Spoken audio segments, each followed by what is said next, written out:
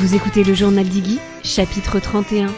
Nouvelle série Devenir gardien, le teaser.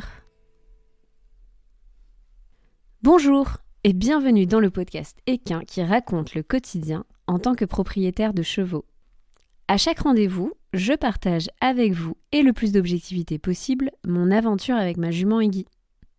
Que vous soyez simple cavalier ou récent propriétaire, vous trouverez dans ce podcast de l'inspiration, des pistes de réflexion, des témoignages, des idées mais aussi des outils pour vous permettre à votre tour de passer à l'action pour construire votre histoire rêvée aux côtés des chevaux.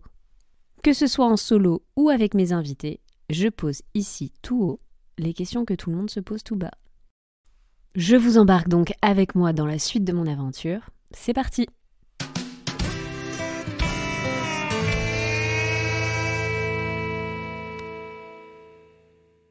L'autre jour, je parlais du podcast avec des non-cavaliers et quelqu'un m'a posé cette question.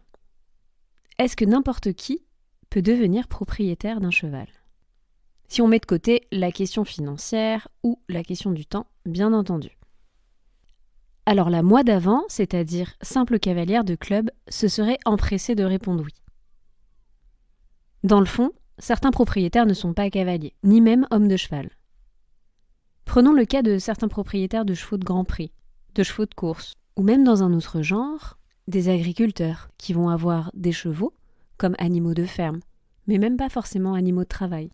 Parfois, tout simplement, certaines personnes héritent des animaux d'un de leurs proches à leur grand départ. Et je suis sûre que plein d'autres exemples doivent encore exister. Ce que je veux dire par là, c'est en soi, tout le monde peut acheter, récupérer ou adopter un cheval, et donc devenir propriétaire.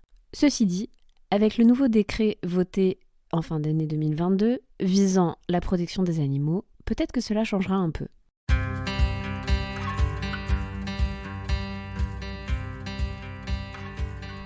Cette intro commence à être un peu longue, donc reprenons. Et si la bonne question à se poser était la suivante ? Pourquoi souhaite-t-on devenir propriétaire ? Comme je le dis souvent, dans le fond, on peut monter à cheval sans avoir le sien. Alors qu'est-ce qui fait que l'on bascule ? Qu'est-ce qui fait que certains veulent plus ? La passion ? Pas sûr. Honnêtement, j'ai vu très peu de cavaliers de club qui se tapent 7 galops sans être passionnés. Pourtant, certains ne franchiront peut-être jamais le cap d'être propriétaire. Alors, que recherche-t-on à ce moment précis ? Ce moment où on bascule, ce moment où l'on s'imagine soi étant propriétaire d'un cheval.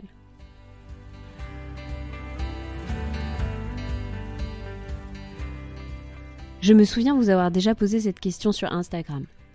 Et beaucoup m'avaient répondu du tac au tac pour créer une relation, pour pouvoir faire comme je veux, pour pouvoir grandir côte à côte.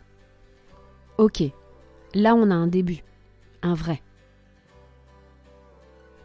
Les cavaliers, cavalières passionnés que nous sommes deviennent rarement propriétaires pour posséder.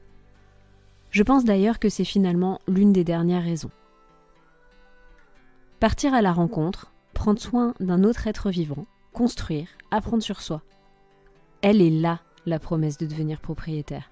Elle se cache rarement sur la carte d'immatriculation IFCE de son équidé. Alors quoi ? On franchit le pas quand ? Le jour où l'on souhaite dépasser le sport pour partir à la vraie rencontre de son binôme ? Pas sûr encore. Perso, même quand je n'étais que simple cavalière de club, je développais de l'affection pour mes partenaires. Je ne venais pas juste mécaniquement prendre mon cours. Bon, j'avais mes préférés aussi.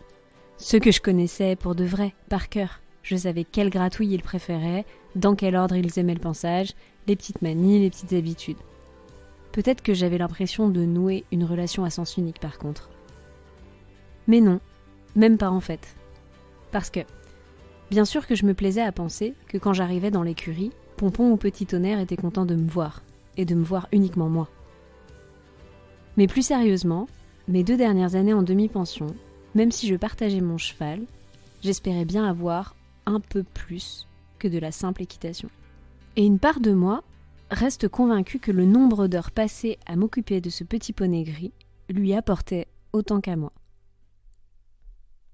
Alors, qu'est-ce qui change et qu'est-ce qui fait que l'on bascule vraiment ? Et si le jour où l'on est prêt à devenir propriétaire est en partie lié au fait que l'on accepte une responsabilité nouvelle? Et si la différence se joue précisément là-dessus? Accepter de changer son quotidien pour y intégrer un nouveau mode de vie, du temps, mais surtout de l'espace mental pour des prises de décision importantes, parce que cela a du sens, parce que l'on a envie de changer de dimension. Pas juste parce que l'on peut financièrement, pas simplement parce que l'on a du temps à donner.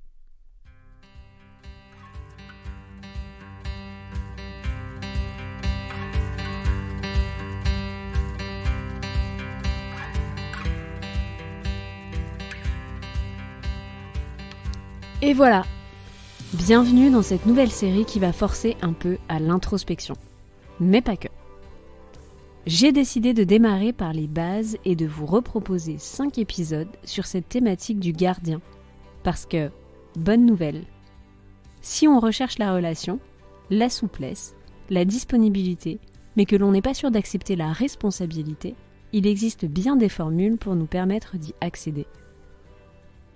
Entre TP, DP, pension complète, confiage, le choix est large. Pas besoin d'être propriétaire pour devenir gardien. Pas besoin de craquer son livret A pour trouver son compagnon de challenge. Il y a plusieurs façons de le faire, et il n'y en a pas une meilleure que l'autre. Tout dépend de soi.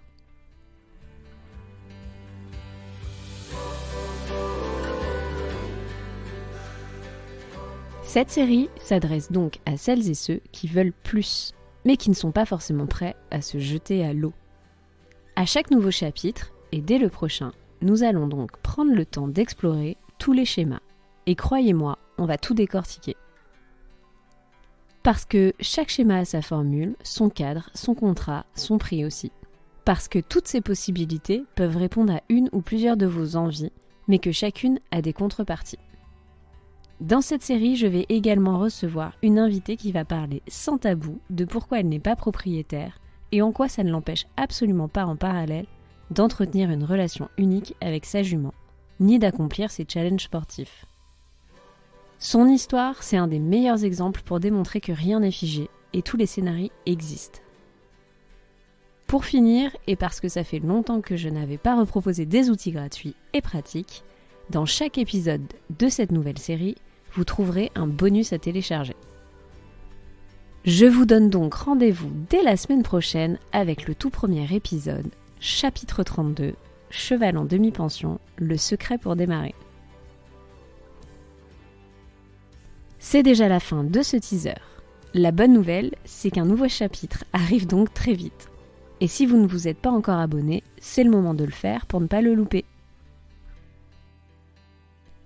Si vous souhaitez soutenir le podcast, rien de plus simple, il suffit de partager cet épisode ou un autre sur vos propres réseaux sociaux.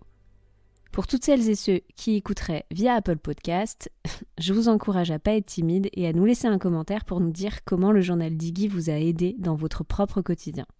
Vous pouvez également laisser quelques étoiles, ça nous fait toujours autant plaisir. On se retrouve ici donc dès la semaine prochaine et en attendant, vous pouvez aussi nous rejoindre, Iggy et moi, sur Instagram pour y suivre notre quotidien et notre actualité. Vous nous retrouverez sous le pseudo iggy.journal. Merci de votre écoute et à bientôt.